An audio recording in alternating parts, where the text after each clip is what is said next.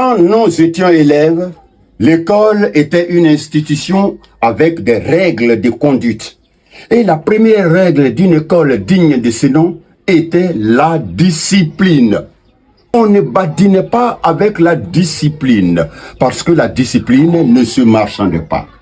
Nul ne pouvait s'en départir. Et la repartir de l'insolence était le fouet, le pilori et le supplice des genoux sur cailloux. Parfois, l'institutrice inspirée tirait les oreilles du cancre bleu avant de les percer avec ses ongles de tigresse. Quand nous étions élèves, l'école n'était pas un enclos de troupeaux bigarrés au comportement égaré. Il n'y avait pas de syndrome de Nagari. Bien sûr, les nullards et les tocards étaient renvoyés sans brassard. Les impolis et autres colis encombrants étaient traités comme des déchets toxiques. Ils étaient vite éjectés du système, comme on éjecte le pus de la gangrène, comme on éjecte le verre du fruit. Quand j'étais élève, le maître était craint parce qu'il avait du cran et de l'autorité. On ne regardait pas un maître dans les yeux. On ne ripostait pas au coup du maître, aussi cruel fut-il, parce que l'apprentissage passait par la douleur, et la douleur ne faisait pas mal aux droits de l'homme. Elle était la sanction de l'échec. Quand nous étions élèves, nous lavions à tour de rôle les toilettes nauséabondes. Nous balayions la cour de l'école à tour de rôle. Nous plantions et arrosions les arbres. Nous montions le drapeau à tour de rôle et chacun était pressé de se mettre au pied du grand mât pour entonner l'hymne national. Ah, le drapeau, symbole de la patrie, était plus qu'un morceau de tissu multicolore. Il était la raison d'être de tous et de chacun. Parce qu'on pouvait perdre sa peau, on pouvait laisser sa peau pour ce drapeau. Le drapeau pouvait immobiliser un passant aussi pressé fut-il.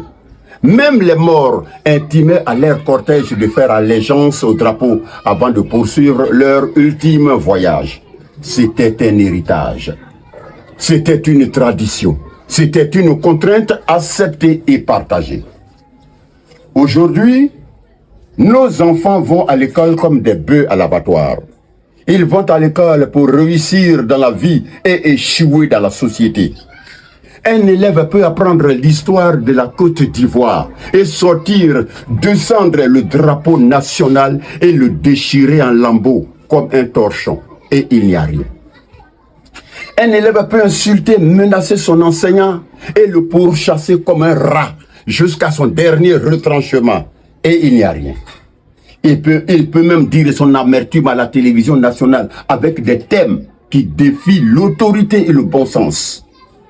Pour un oui ou pour un non, un groupuscule d'élèves peut tenir tête à leurs enseignants et à l'administration et faire fermer toute une école pendant des mois. Et il n'y a rien. Pendant ce temps, les institutions en charge de l'éducation de la République fonctionnent bien. L'orthodoxie tant clamée dans les politiques sonne faux. La rigueur des premiers acteurs ne vaut même pas la raideur d'inflexibles. Dans les discours, on joue à l'autruche. On maquille la plaie. Pourtant, ça pue. L'école publique est devenue un marché de bétail. On n'y forme plus des hommes de demain. On cultive les pourritures du futur. Le droit des enfants n'est pas un droit plaisantin, mais certains passages sont un peu trop taquins et enfantins. Ce baratin qui déifie nos diablotés sur l'autel de la bêtise est devenu la hantise du monde civilisé. Et le monde civilisé, c'est celui dans lequel l'enfant peut tutoyer son père avant de lui claquer la porte au nez, au nom de sa puberté. Le monde civilisé, c'est celui dans lequel l'enfant peut menacer sa mère en citant la linéa de la liberté au nom de ses 18 ans. Mais gare à mon fils. Aujourd'hui, l'école est devenue un bazar de tard. Notre retard est en fermentation à l'école. Les prémices de nos échecs futurs sont à l'école. Nos enfants sont devenus des enfants de cœur de paroisse politique et politicienne. Un élève peut donner un ultimatum à son enseignant et marcher sur les pieds du conseil de discipline. À qui la faute? La faute nous incombe tous.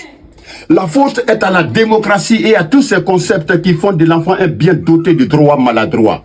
La faute est à l'enseignant qui donne le cours en faisant la cour à la coquine morveuse de la première table. La faute est au professeur qui trinque à la table de la lanterne rouge de la classe et est prêt à sacrifier 5 points.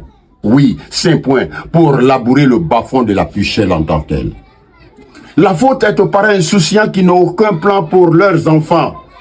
La faute est aux dirigeants qui manquent de fermeté pour valider leur autorité. Notre école est une vaste cour de récréation. Malheureusement, il n'y a pas de carillonneur pour sonner la fin de la pagaille.